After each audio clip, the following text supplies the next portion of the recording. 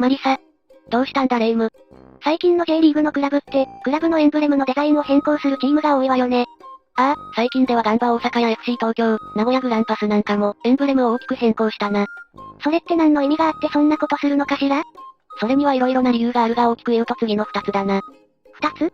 ああ、そうだ。まずは節目を迎えたクラブが、リブランディングをしたいってことだろう。リブランディング？ステーキにすると美味しい肉かしら？それリブロースな。リブランディングとは簡単に言うと、イメージチェンジみたいなものだ。J リーグには創設されてから25年や30年といった節目を迎えるクラブも出てきた。そんなクラブがこれからどうありたいかということを、明確に表すためにリブランディングでロゴやエンブレムのデザインを刷新する、というのが理由の一つだな。なるほど。他にも理由があるの？もう一つはスマホなどのデジタルツールの普及だな。スマホと何か関係あるの？ああ、大いにあるぜ。現代ではスマホを利用した SNS などでのコミュニケーションが、クラブの人気や認知の向上の上で非常に重要なツールとなっている。そうなると小さな画面での視認性が今までよりも重要になってくる。なので、従来の複雑なデザインのエンブレムよりも、小さな画面で認識しやすい、シンプルなデザインにメリットがあるというわけなんだ。なるほど。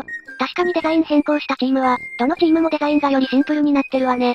これは J リーグに限らず世界的な流れで、2017年にイタリア、セリエ A のユベントスのエンブレム変更が火付け役になったと言われているんだぜ。ユベントスのロゴはシンプルすぎるわね。でも、なんとなく理由はわかる気がするわ。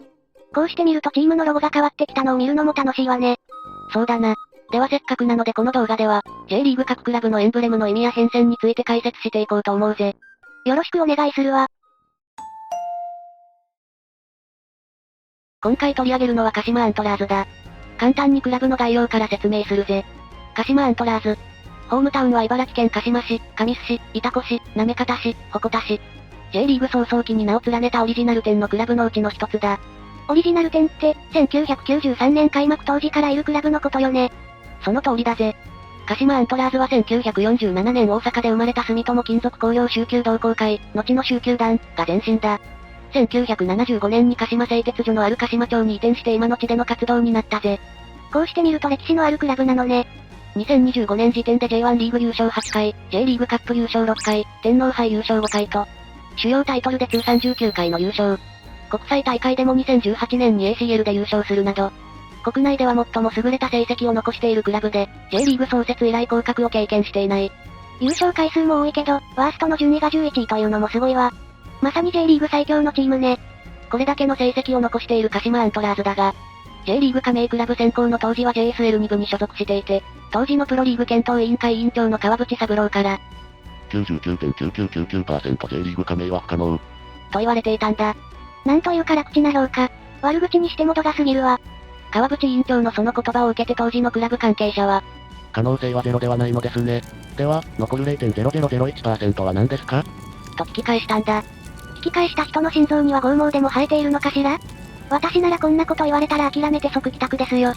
川淵委員長も内心は鹿島に J リーグ入りを断念してほしいと思っていた節があって、関係者からのこの質問に対して、観客席に屋根をつけて、椅子も独立式で、1万5000人を収容できる日本初のサッカー専用スタジアム。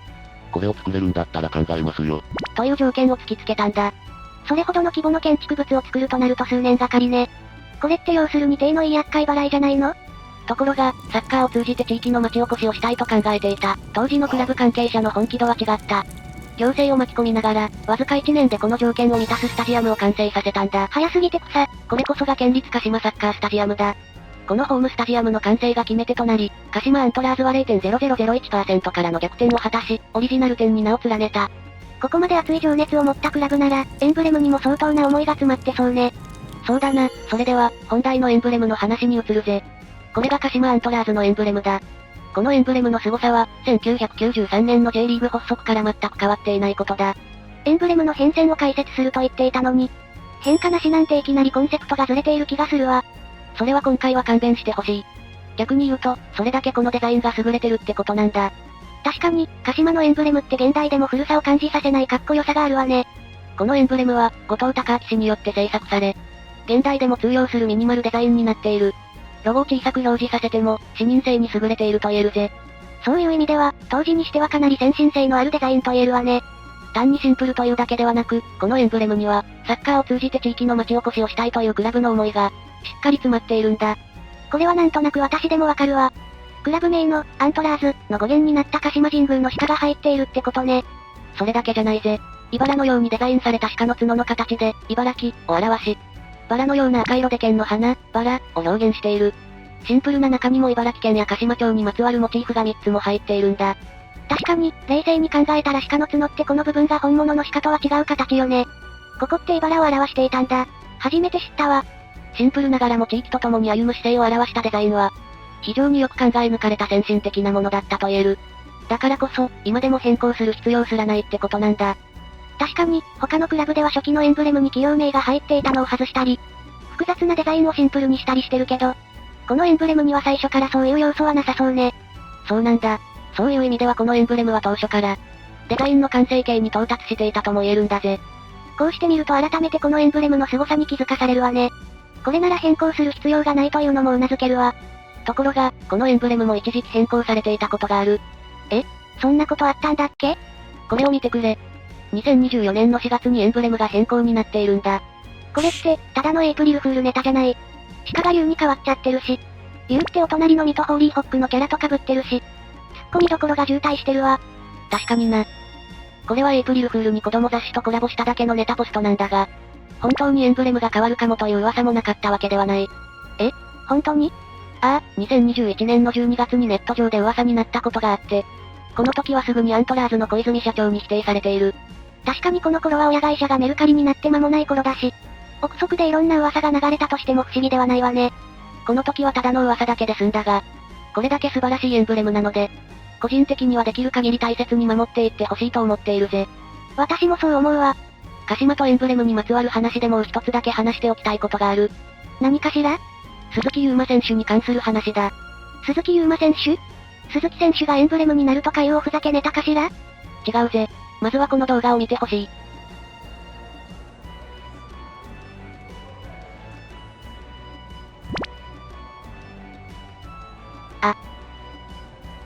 対戦相手のチーム名のエンブレムを踏まないようにしてるわね。そうなんだ。これはたまたまこの動画でそうしてただけ、ということではなく、鈴木選手のこの行動はたびたび目撃されて、動画にも残っている。これは鈴木選手が日頃から常にエンブレムを尊重しているということが伝わってくるんだぜ。鈴木選手自身もきっと鹿島のエンブレムに誇りを持っているはずだと思うぜ。鈴木選手って激しい気性と勝利への執念が表に出るプレースタイルで、相手選手との激しい競り合いやゴール後の挑発的なパフォーマンスのイメージが強いので意外ね。確かにな。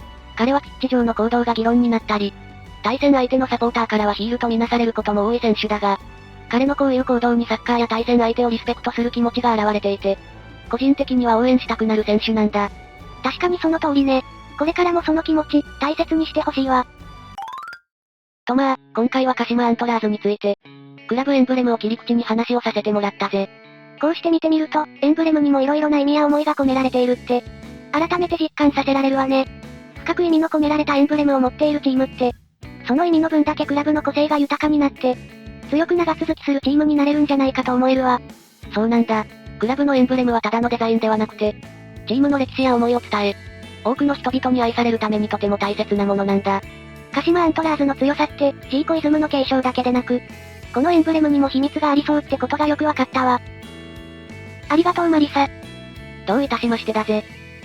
今日は鹿島アントラーズについて話したが、他のクラブにもエンブレムに込められた熱い思いや歴史があるので、今後も機会があれば話していきたいと思っているぜ。今後も J リーグを応援していきたいと思っているので、この動画が良かったと思ったら、ぜひともチャンネル登録と高評価をしていただけたら嬉しいです。ご視聴ありがとうございました。